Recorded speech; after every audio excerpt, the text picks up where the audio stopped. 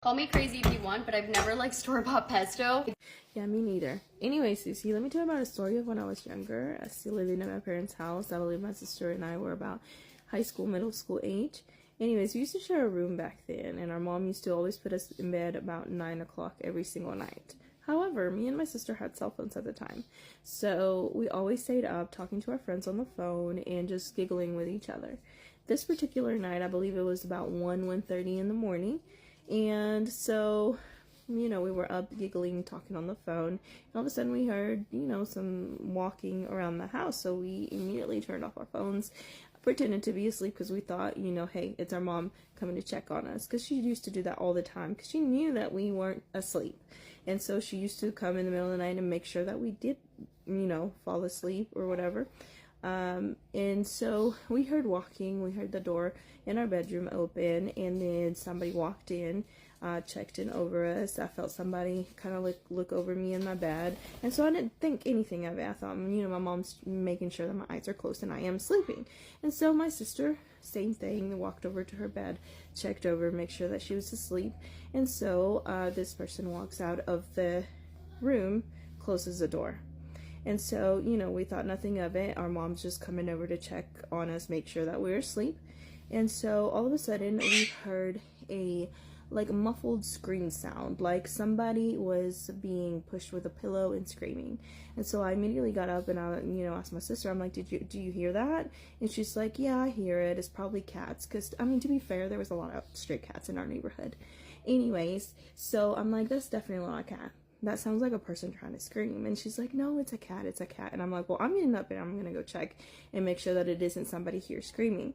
And so I got up and I see my mom sitting on the living room couch, and she's kind of struggling, trying to open her eyes and kind of wake up, and she couldn't, right? And so I'm like, hey, mom, are you okay? And then finally she opened her eyes and she took up this big gasp of air and kind of let out a scream. And she's very distraught, terrified. And she's like, yeah, I'm okay. She's like, why didn't you help me? And I'm like, what are you talking about? And she was like, I'm sitting here struggling. She said there was a black figure, a black shadow figure over me. And I was trying to get up and I was trying to scream. And this thing was choking me and not letting me scream and not letting me get up. And I couldn't even open my eyes. And she's like, and you opened the door, peeked out, looked at me, and you didn't even help me. And I was like, what are you talking about? And she's like, yeah, you saw me struggling. You didn't even help me. And I was like, Mom, I was asleep the whole time. I was asleep. My sister was asleep. We were in our beds. We didn't get up. And she's like, then what was that shadow figure that figure that opened the door and looked at me? And I said, what do you mean? And then she's like, yeah, somebody opened. She said, I saw somebody tall, about as tall as you are, open the door. She said, I couldn't distinguish the face because the lights were off in the house, right? So she said, I thought it was you because I saw open the door, peeked out, saw the head, peeked out, look at me, and then shut the door. And I was like, none of us were up. And I was like, besides, weren't you just up 5 minutes ago checking in on us? And she's like, I have been sitting on this sofa the whole time. And there was this black shadow over top of me, covering me, not letting me up. She said, I couldn't get up, I couldn't breathe, I couldn't open my eyes, I couldn't scream. And I was like, so who was in our bedroom? She said, I don't know. Who peeked out of the door? Anyways, we slept in a room that night. Call me crazy if you want, but I've never liked store-bought pesto. Well, that is crazy. I don't like store-bought clams, but then again, I just don't like clams. But it's not as crazy as what happened to me one day in the mid-1990s. I was on the radio for many years, as many of you know, and I used to interview celebrities, famous people, including a lot of people who'd written their autobiographies, their memoirs. And one of them came to me one day in June of 1995. He'd written his memoir, his autobiography. So I had the chance to interview the legendary disc jockey, Wolfman Jack. Now, he came in that day. He was 57 years old, looked a little pale, maybe, but otherwise he was the Wolfman. That was a bad imitation of the Wolfman. And one thing that I used to do when I would interview people who had written autobiographies is I would read the book. I know it's a revolutionary concept, but I would read the book, and so I read, as I was reading Wolfman Jack's book, I realized he grew up, first of all, his parents divorced when he was a young child, and he had a kind of a rough childhood. There was some gang stuff going on, all the things that he was exposed to. So I asked him a question, kind of half tongue in cheek during the interview. I said, "So, all the things you've been through, why aren't you dead by now?" And he said, "I don't know." He said, "Oh, this is the worst Wolfman Jack impression you'll ever hear." He said, "I don't know. I guess the good Lord loves me, wants to keep me around." Well, that was on a Friday. That night, Wolfman Jack had a heart attack and died. Now, I found out the following Monday this had all happened because I was out of touch over the weekend. And when I realized that I must have been his last interview. So I made a couple of phone calls, did some checking, and found out, yes, I was indeed Wolfman Jack's last interview. So think about this. On the last day of his life, the last day he was alive on this earth, the very last interview he gave, the interviewer asked him, "Why aren't you dead yet?"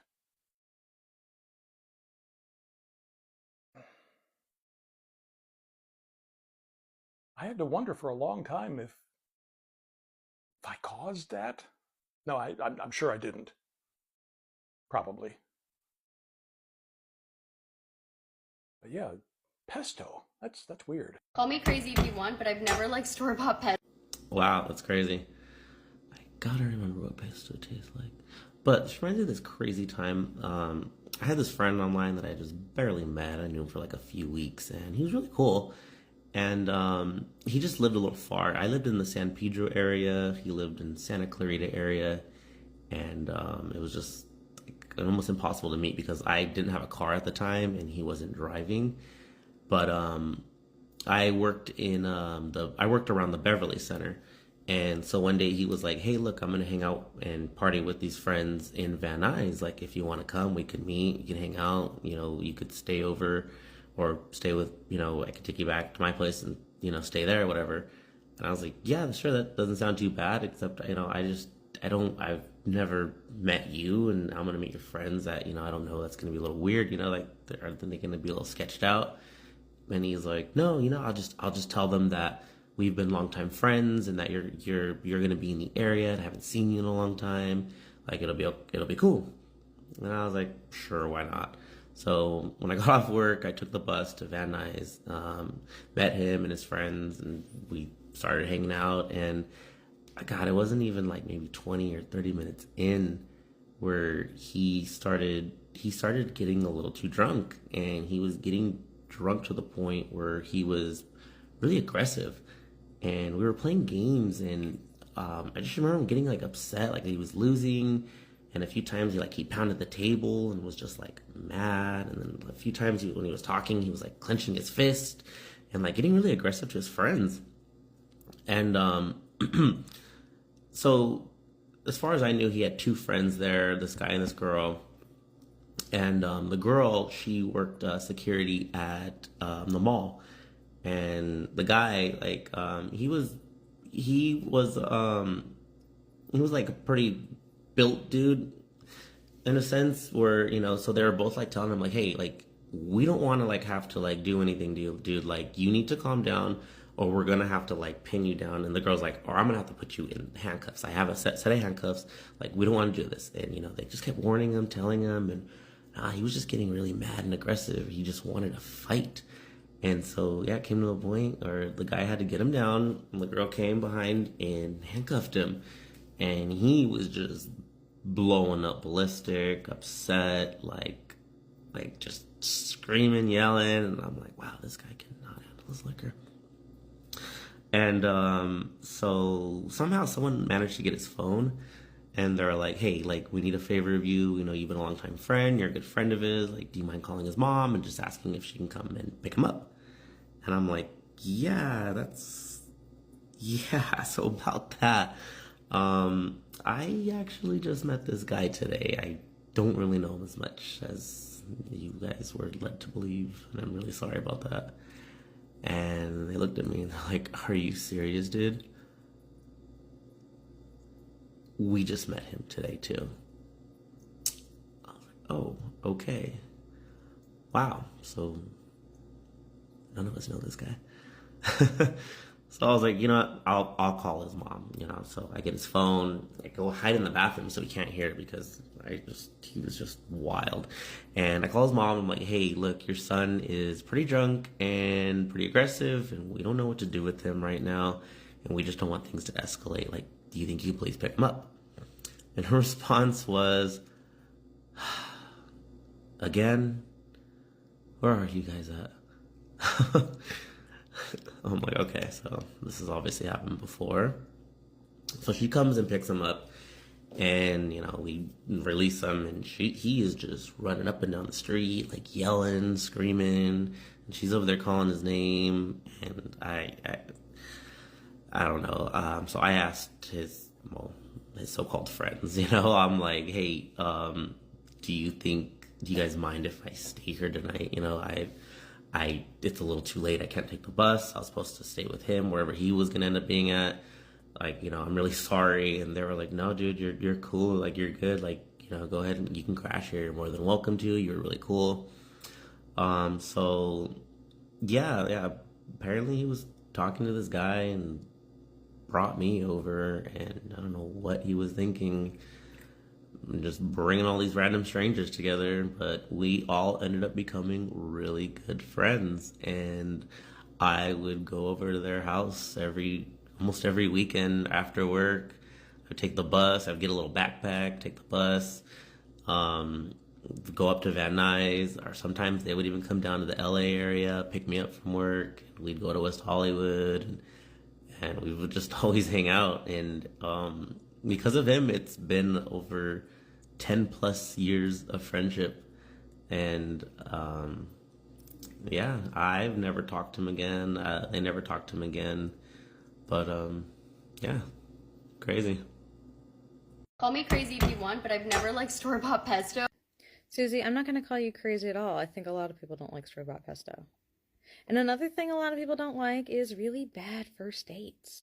So I'm an ex-emo kid, and I used to be obsessed with the play Sweeney Todd Demon Barber of Fleet Street. So when I found out a local high school was putting it on, I had to go see it. Now, I was in high school at the time, and most of the cast were also high schoolers that I had mutual friends with. And I went and saw the play, and I loved it. And I thought all of the actors did a great job, but especially the guy who played Sweeney Todd, I thought he did really good. So, being who I was in high school, I messaged him on Facebook, and I told him what a great job I thought he did. He messaged me back. He said, "Oh, I'm so glad you liked the play. Thank you for complimenting me. You know what? You're actually really pretty. Would you like to go on a date sometime?" Now, I had just gotten out of a really long, pretty involved relationship that was most of my high school days. So, of course, I wanted to go on a date with somebody new. I was super ecstatic, especially this guy who had played my favorite character and was kind of good looking. I said, "Sure, I'd love to go on a date with you." He suggested that weekend at the movies. And I said, "That's awesome. There's a horror movie I wanted to see. Are you cool with that?" He said it was fine.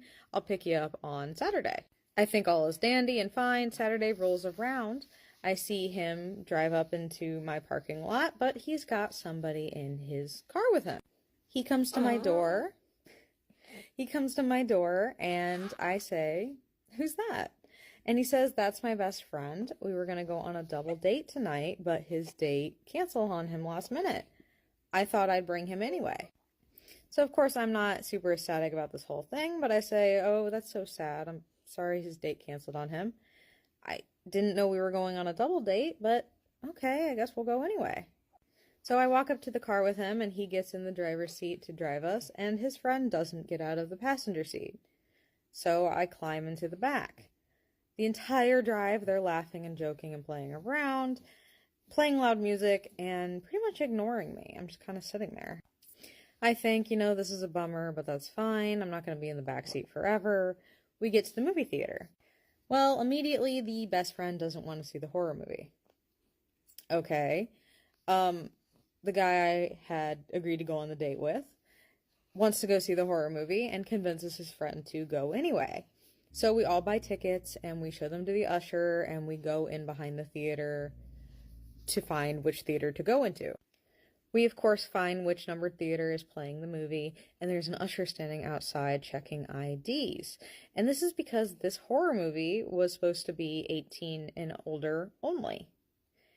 I show my ID, my date shows his ID, the best friend doesn't have his ID. And instead of taking this kind of gracefully and saying, oh, my bad, I'll go see something else, you two enjoy your date, he throws an enormous tantrum. I'm wildly uncomfortable watching this really large man, who was also only about 18, 19 at the time, get really angry and punch one of the cardboard cutouts. I'm really surprised we didn't get kicked out, but what we ended up doing instead was going and exchanging all 3 of our tickets to go see a different movie. I don't remember what we saw, but I remember it was something animated and cheesy that none of us were in the mood for. Something maybe like the Lorax, but don't quote me on that. So the movie ends and we start heading back to the car and I'm ready to get the hell home. And we of course get to the car and the best friend gets in the passenger seat once again. So I get in the back and we have the same experience going home, only instead of laughing and joking the whole time, the best friend's complaining about the whole ID situation and my date is justifying him. We pull back up to my house, I jump out of the car. My date doesn't even say, like, goodbye, good night. He stays in the car. He doesn't even walk me to the door. So I go inside. I take a shower. I decompress. I try to forget this whole date ever happened. About 2 hours later, I get a text from him, and it's just a picture of his junk. And then I get more texts from him that are talking about how he thinks I'm so cool and pretty and hot, and he wants me to tease him and do all kinds of things like that. And I straight up tell him I'm not interested. That this whole date was terrible and I'm not interested. He, of course, keeps texting me photos and saying, come on, baby, don't worry about it. I end up ignoring him until he stops texting me. But then I get a message from somebody a few days later. Somebody I had actually run into at the lobby to go see that theater show. Not that it's related, but thought it was interesting. This somebody was a really good friend of mine that I had had a crush on for years. Really good friend of mine. And he asked me immediately, he said, did you go on a date with Sweeney Todd? I say, yes, I did. It was terrible. I had an awful time. Why do you ask? No explanation to why he asks or why he knows about this. He just immediately says, I need you to swear on your life never to go on a date with him again. Okay, so I tell him, don't worry about it. That was the worst date I had ever been on. No one could ask me to go on another date with Sweeney Todd if my life depended on it. He tells me that's not enough, that I need to swear on my life that I will not go on a date with that man again. So I do that. I swear on my life that I will never go on a date with that dude again. And that's the end I hear of it. Well, of course, I'm super curious to how my friend knew about that date, why he made me swear on my life, all of that. But I never get any answers, even when I ask. Now, a few months later, my friend suddenly dies. Not related to this guy at all. It was a traffic incident. But he passes away, and I never find out any of that. Now, I have my own theories to why that was, and later I found out that they just really didn't like each other. But it still seemed really extreme for the kind of reaction I got. But in the end, really bad first dates, I guess, just go back to things we all dislike. Kind of like store-bought pesto. Call me crazy if you want, but I've never liked store-bought pesto. This is why I love you. You're crazy and I'm crazy, so let me tell you my crazy story. Alright, it started with $17K down the drain when my cat Maui of 13 years passed while I was working 2 jobs with this burning, torching pain around my right rib cage and center of my spine.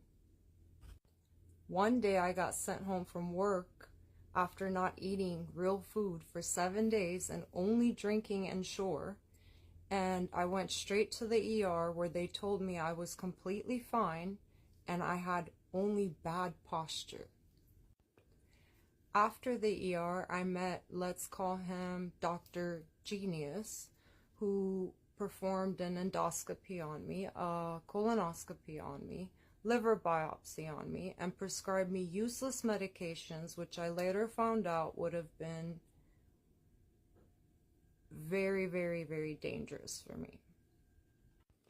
After Dr. Genius ruled out GI, I went to about 30 different doctors and 5 different hospitals in the entire city. I lost count after 30. And by July, I met a hematologist who, after 17 abnormalities with my blood work, pointed me back to GI. In the process of this, I lost about 80 pounds, and by the time I met, let's call him Dr. Heaven Sent, I already had tremors and I could not even walk right. All of my organs weren't functioning correctly, and Dr. Heaven Sent found within less than 24 hours by performing, let's call it a cheap test, what was eating me alive for over an entire year. After 2 rounds of battling this now severe disease with the world's most expensive antibiotic for 4 months, it also turned on an autoimmune disease for me as well. Then I had to repeat the colonoscopy and endoscopy within the same year just to find out that now I have collapsed intestines and a constricted duodenum as well. By the time I fell under 100 pounds in November, my nutritionist got worried and I had to call over 30 different pain specialists just to figure out why I wasn't gaining the weight. And after calling over 30 of them, I found, let's call him Dr. Miracle, who just so happened to work with Dr. Heaven Sent for years, and I knew I came to the right place. And they figured out that I had nerve pain. So last week, I went to go get pain injections done, and yesterday, after one of my treatments with one of my specialty doctors, on the way to get food, we end up getting into a car wreck, my sister and I. So we ended up staying at the ER until about 1 o'clock in the morning. And yes, I also hate store-bought pesto. I hate this entire year. So cheers to the new year and Happy New Year, everyone.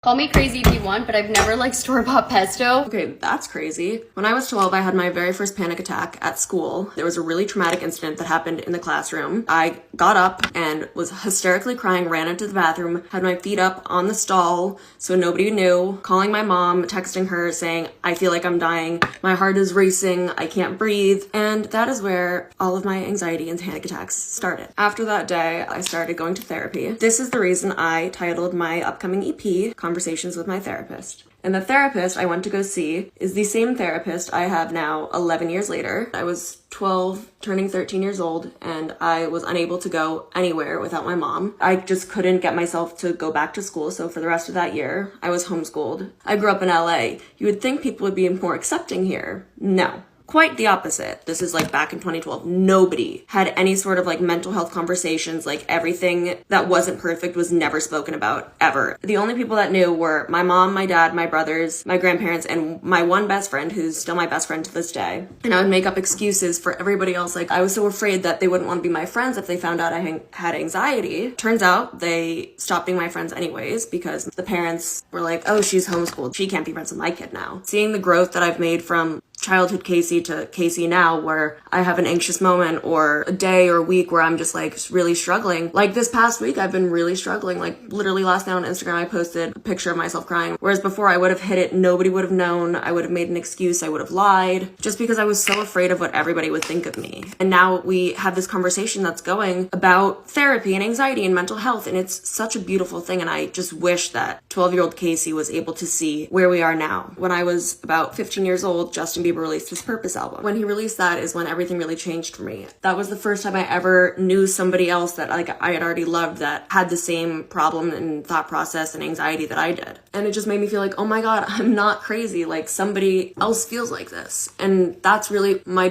biggest purpose in life, and releasing this EP is like, no matter what everybody thinks or how anybody looks or whatever it is, like you never know what's going on behind closed doors. I always knew I was going to be a singer and wanted to be a singer, but that was when I started writing music so I could let other people in, and I'd always look for a song for like the way I felt. And there were a lot of times where I was like, why is there no song for this feeling? It's taken me a really long time to be able to talk about my anxiety and mental health struggles like so openly and freely. And honestly, it's the best thing that I've done for myself. People ask me all the time if I liked being homeschooled. I liked it, but I also didn't really have another choice mentally at that point. There's definitely like other social things where even till this day I'm like, oh, if I went to high school, I would be better at that, which is hard. Kids that I grew up with, we've really grown apart. It took a really long time to, be okay with that. Like, those are the decisions that I made. Where I grew up the most and learned the most and felt the most like I fit in was going on tour. And I grew up so quickly. My first tour, in those 2 months, I was a completely different person going into that tour than I was coming out. And I'm so proud of that girl. Don't forget that scared little girl, because we wouldn't be here today if it wasn't for her. Having these conversations now and talking about it so openly and freely like this definitely isn't the easiest thing I've ever done, but I think it's one of the most important things I've ever done. Now you guys know the reason why I titled my upcoming EP Conversations with My Therapist. Everybody has those days. Trust me, I had one yesterday, and I might even have one again today after filming this, because I've kind of wanted to cry the entire time making this video. But being so sensitive and being so vulnerable and open is something I think that's really unique, because it's not an easy thing, and my sensitivity and emotionalness used to be the thing I absolutely despised about myself the most, but it's also one of my favorite things about myself. So I hope that you guys find the beauty in your struggles too. Call me crazy if you want, but I've never liked store-bought pesto. I don't know why. I think it's because it never has enough. So I thought I'd get in on this store-bought pesto trend, because this was one of the craziest things that have happened to me, right? So this happened in 2010, so this was like 13 years ago, before I became a mom. And at that time, my husband and I were going through a bit of a separation. We were separated for a while. We are back together, and we've been together for a very, very long time, besides that small separation. And yeah, before him, I had a boyfriend, right? A boyfriend from my teen years. And when you're a teenager, you make like bad decisions. Right? So this boyfriend of mine, he was not good for me at all. We had kind of like this Romeo and Juliet scenario going on, where like nobody in my family wanted me to be with him because he was bad for me, which he was, because he ended up going to jail. And yeah, I hadn't seen him for 10 years. And that year of 2010, when my husband and I were going through our separation thing, I went to Johannesburg. At this time, I lived in Durban, right? And this ex-boyfriend is from Johannesburg. And yeah, so when my husband and I were going through our problems, I had gone to Johannesburg to spend some time there. Just like, to get away from all the drama in Durban. And yeah, I ran into my ex-boyfriend, who was in jail for the last 10 years, and I'm like seeing him after 10 years. And in his mind, it's like, wow, this is fate. Like, I just got out of jail, you are here, you and your husband are going through a separation, and this is fate, we're supposed to be together, whatever. So anyway, I end up going back to Durban, because that's where I live. And then in December of this year, 2010, this ex-boyfriend of mine decides to come visit me in Durban. Mind you, he's just gotten out of jail, so he has no job, he has no money, he has no car, he doesn't even have a phone. He doesn't have my phone number, he doesn't have my address. All he knows is where I live in Durban, and just the bits of information that he knows about me. So yeah, he decides to come and visit me in Durban without letting me know, and without having any transport or anything to get here. He decides to walk to Durban. So this one night he's busy partying with his friends, and he's talking about me. You know how emotional you get when you're drunk and stuff. So he starts talking about me, and he gets all in his feelings, and he's like, no, I need to go to see her. I need to go like right now to see her in Durban, because I need to tell her how I feel, and she needs to know, like, now. I can't wait until she comes back to Joe, because I don't know when she's coming, so I need to go and tell her in Durban. So he's like, his one friend is there with him, and he's like, yeah, Durban is not that far. If we walk, we can get there in like maybe 10 hours or a day, or I don't know, whatever he told him. But he's like, no, we can walk there. I know the way. I've done it before. Come, we can do this and whatever. So, like Durban, if you don't know, Durban and Joburg are 6 hours away from each other by car. So walking, I don't know how long that is. But anyway, it took him and his friend 3 days to walk and hitchhike from Johannesburg to Durban. Right. So when they were like 2 hours away from Durban, it was pouring with rain. So this truck stopped to give them a lift. And the driver asked them, like, where are you going? And then he's like, no, he's going to Isipingo. And the driver is like, you know what? I'm going to Isipingo as well, so I can drop you off right there. And Isipingo, there was like a truck stop that a lot of trucks used to stop at in Isipingo, so this was not uncommon. So he got dropped off in Isipingo. So in his mind, he's thinking Isipingo is like where he comes from in Joburg, where it's like a little community-based place where everybody knows everybody, and you can just ask someone, where does this person live, and they're going to show you where this person lives. When he gets to Isipingo, he gets the shock of his life, because Isipingo is big. There's lots of parts of Isipingo, and there's lots of people in Isipingo.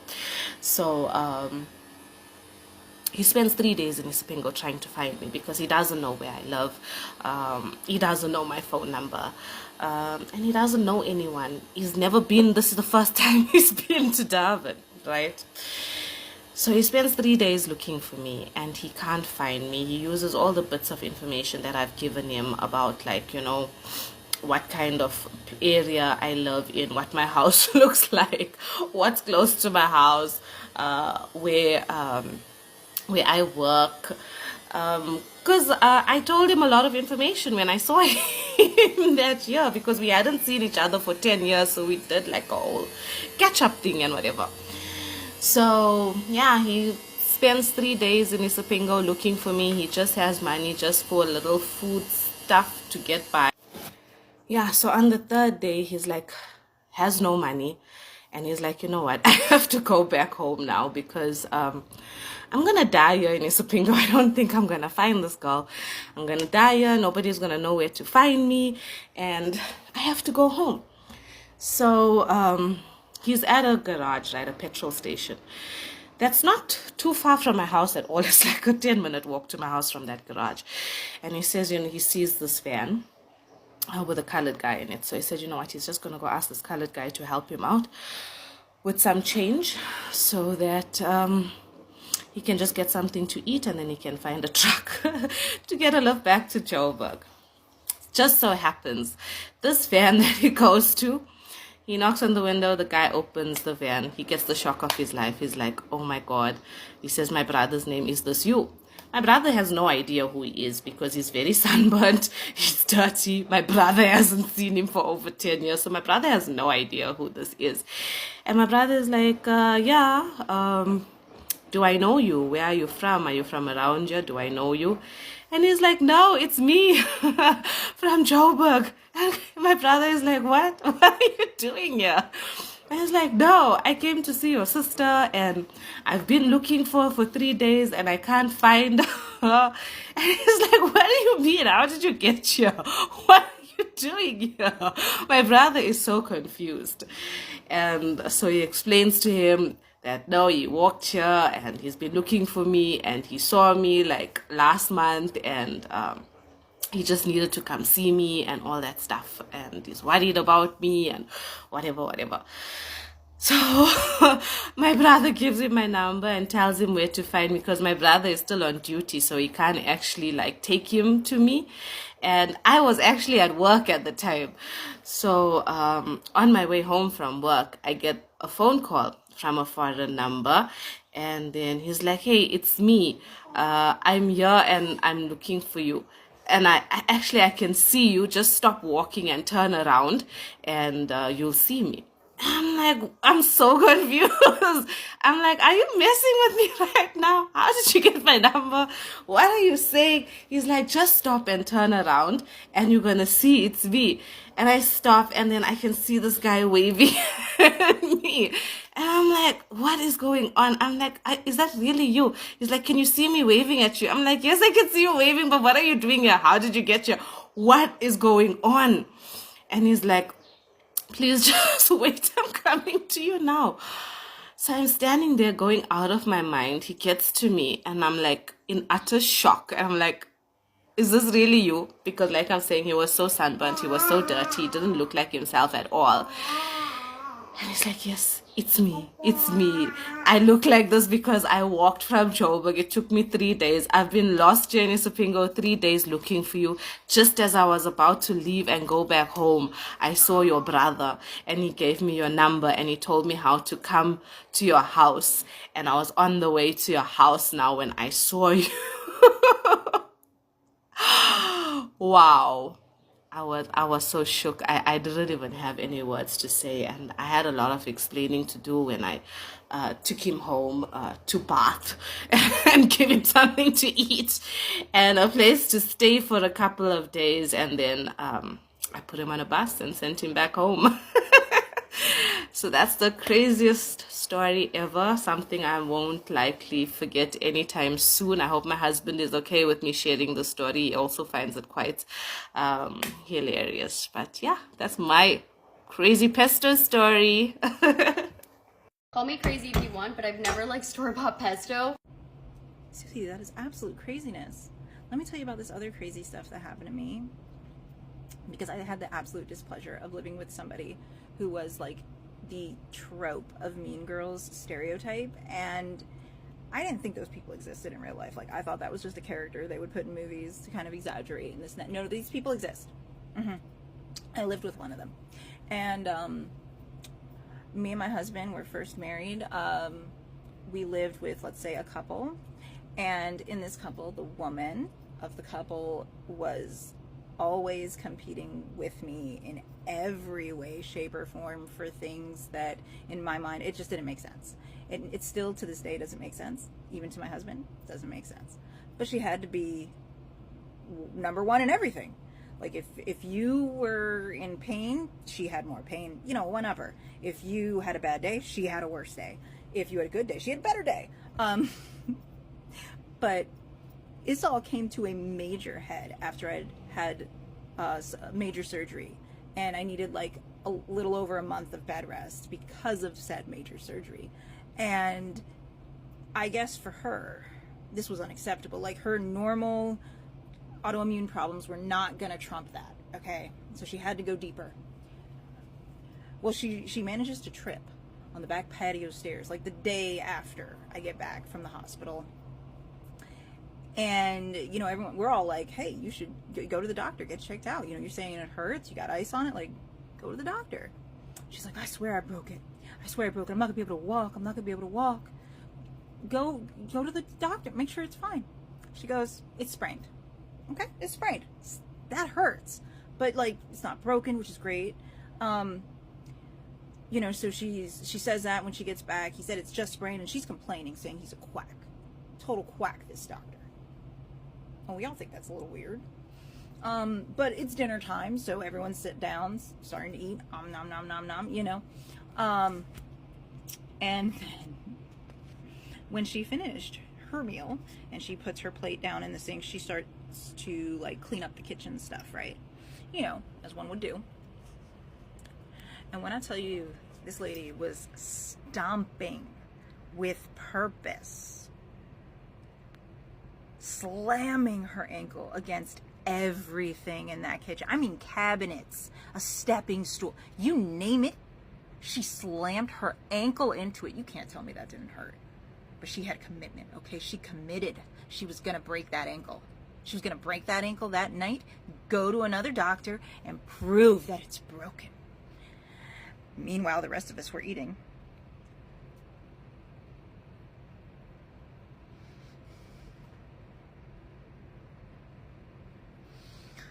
Giving each other eye signals like, you see that shit? You see this shit? Sure enough, she goes to the doctor the next day. To no one's surprise in the home, all of a sudden, her ankle is broken. In 3 places, mind you.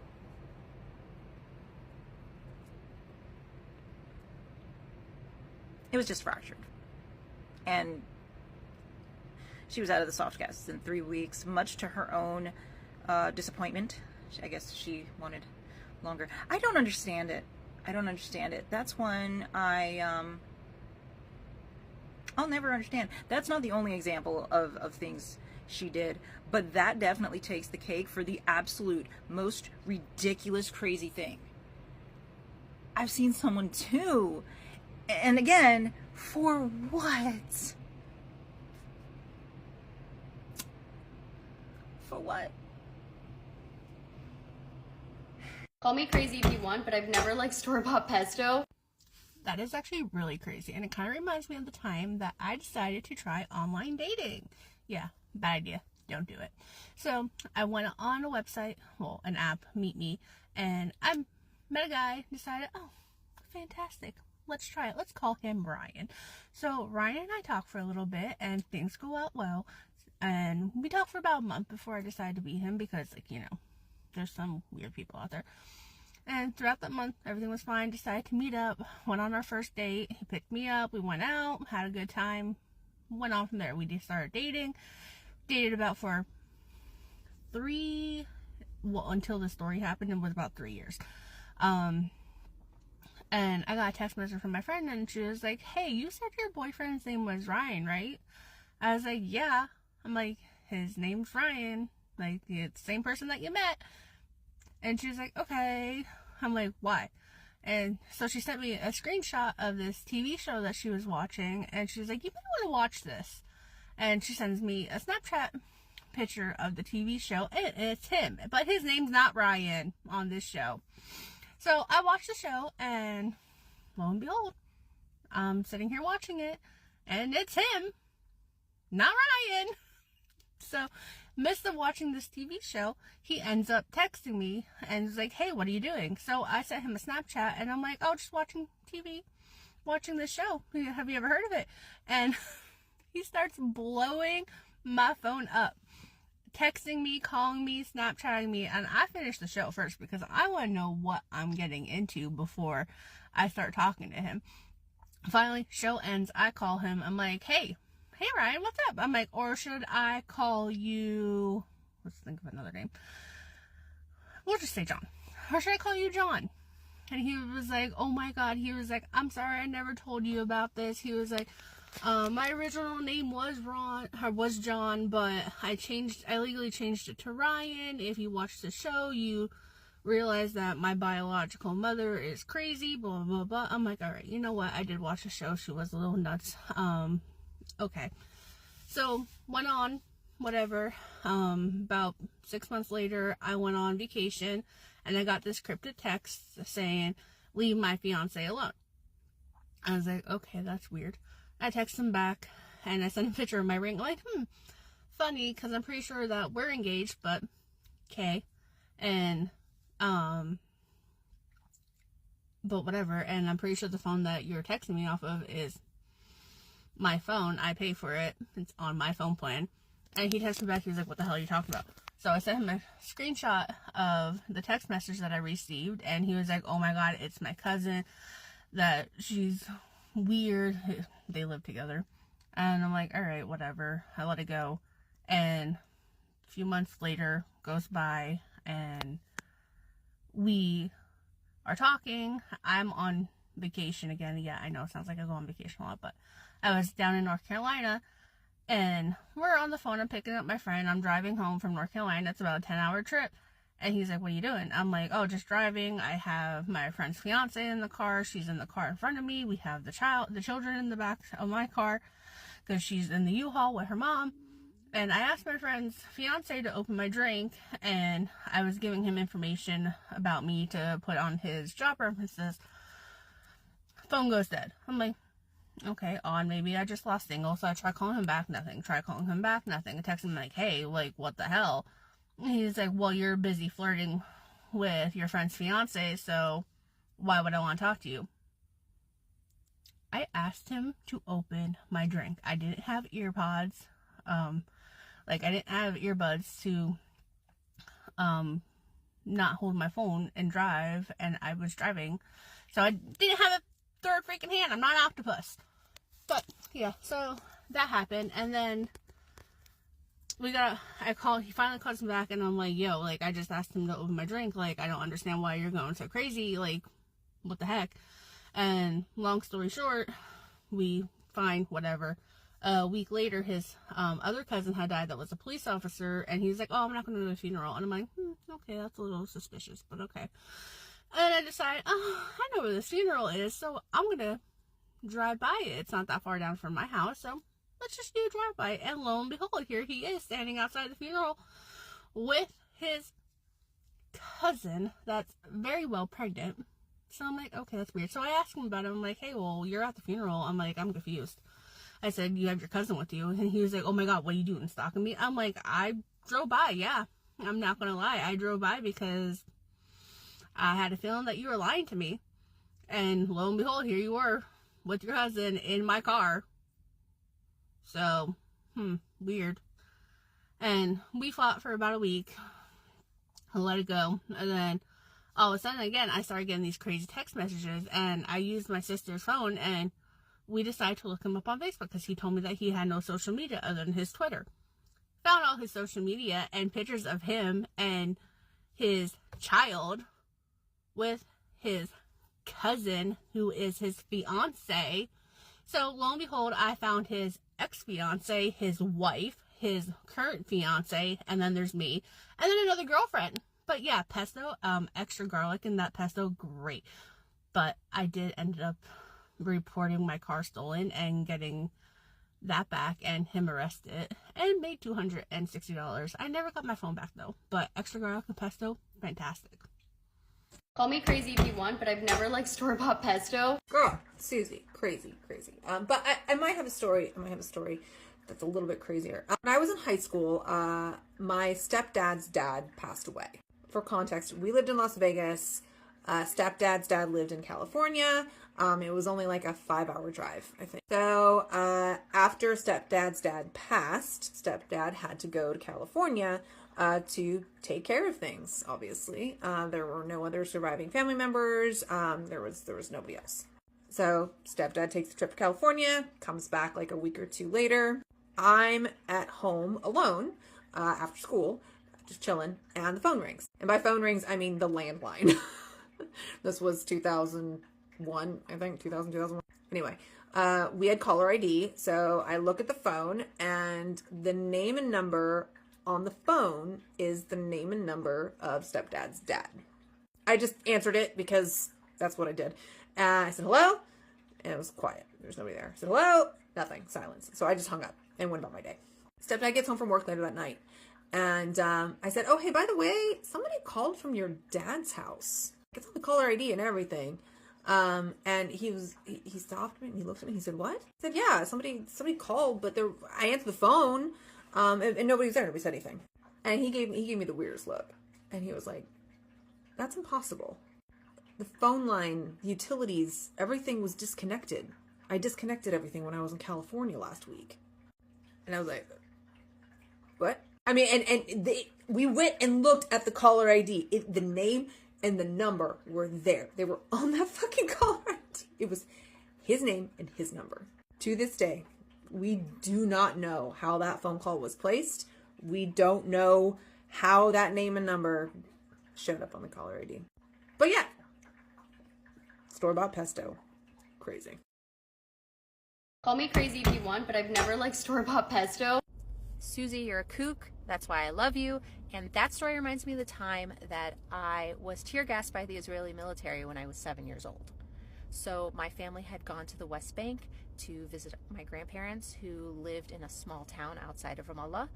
And during that time, from the moment we landed till the moment we left, we were literally just harassed by the Israeli military. There were snipers living on the top of my grandparents' home and on the homes nearby. They were constantly pointing guns at us. And in the middle of the night, there'd be these raids that would happen where Israeli soldiers would simply raid the house and break and destroy everything that they could see. They broke all the locks on my grandparents' doors, and they would oftentimes find my uncle, take him up to the roof, and beat the shit out of him. But that's not what this story is about. What this story is about is how one day, just as we were sort of hanging out downstairs in my grandparents' house, suddenly we saw a canister fly through, and it was a tear gas canister, and it filled the entire room, an entire house with tear gas, causing us all to be sick and vomit. And my 6-month-old brother was actually in a separate room with the doors closed, sleeping. And because we were so violently ill, no one could get to him. So when we finally did get to him, just by sheer luck, my uncle, who had not been home at the time, had raced through, opened the door, and was giving my younger brother, like he was helping him breathe. And because of that, he survived. So, Susie, I know a lot of people don't like store-bought pesto. I don't like occupation.